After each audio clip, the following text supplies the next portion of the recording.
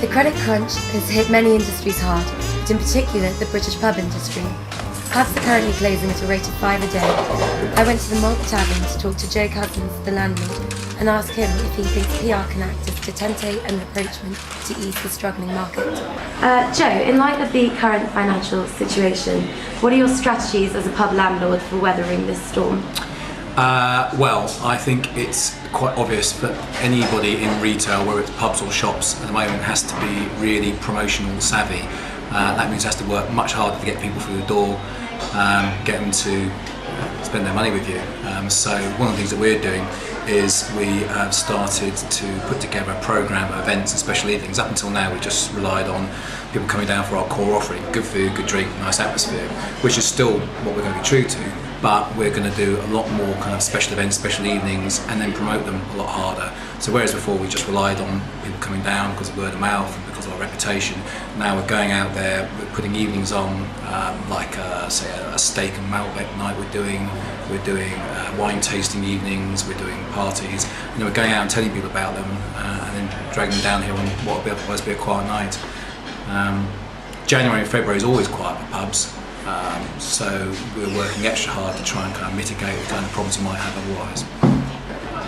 So you're using sort of a promotional programme, so would you agree with the statement that pubs would at the moment benefit more possibly from PR than they would marketing, with it being slightly more cost effective and more about communications and two-way dialogues? Well, if you're going to be kind of pedantic about it, PR is part of marketing, I would say. Okay.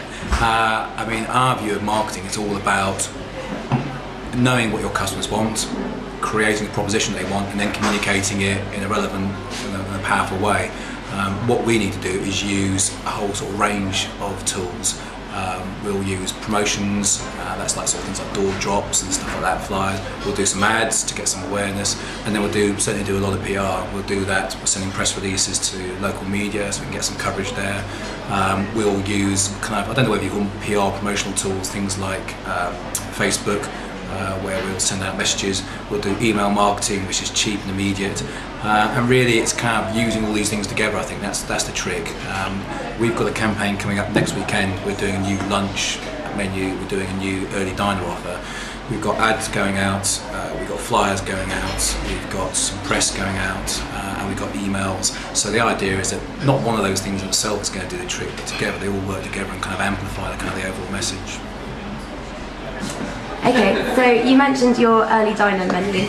A lot of pubs are reducing the price of their food. For example, I noticed that the Litton Tree are offering $1.99 for sausage and mash.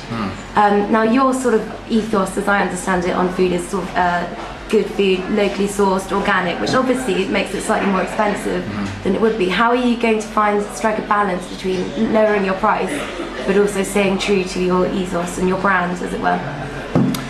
Well, it's obviously very important that you do that and you don't kind of undermine your brand, which we've worked hard to kind of build up. And it is about kind of quality, but it's always been about value, we would say, in that whilst we might not be the cheapest, we're giving a good amount for the amount that people pay, so it's a good return for people's money.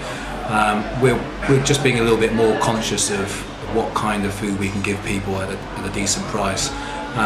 We certainly wouldn't be going that kind of into the market. Like, I mean, there are even deals you hear about like pound meals. And you can imagine the quality you can get for that. It's going to be pretty awful. But I think even every brand can do promotions. Like M&S have done promotions. You know, Harvey Nichols will do sales. It doesn't necessarily undermine their brand. It's how they do them. What we're doing with, say, an early diner offer is that we're saying we're quiet anyway up until about 7 o'clock. So we're giving people an incentive to come in at a time where we've got staff, we're paying for staff here anyway, so it makes sense to try and get some sales through there. And I think more than anything, it's kind of how you communicate that. I think if you're kind of like 90% off, or you're kind of using screaming big headlines which are all about slashing prices, and it can kind of sort of cheapen it. We're doing 20% off. It's not a huge amount, and the way that we communicate it and the kind of the materials we're using is still focusing on the kind of quality. But to be honest, you've got to play that game. At the moment, everybody, if you look in town, you can go anywhere, every retailer worth their salt is using promotional techniques, and I think that if you don't do that as a small local pub, you're missing out, because consumers are really savvy and switched onto it. And I think that's the other thing. Consumers are now so used to seeing these kind of promotions. I don't think they'd necessarily think, oh, that's cheapening your brand, because they almost expect it now. And in fact, the opposite can be true. If you don't do it, you can be seen as being a bit aloof, a bit snobby, and perhaps just a bit kind of out of touch with what's going on. Complacent, yeah. Absolutely. Yeah.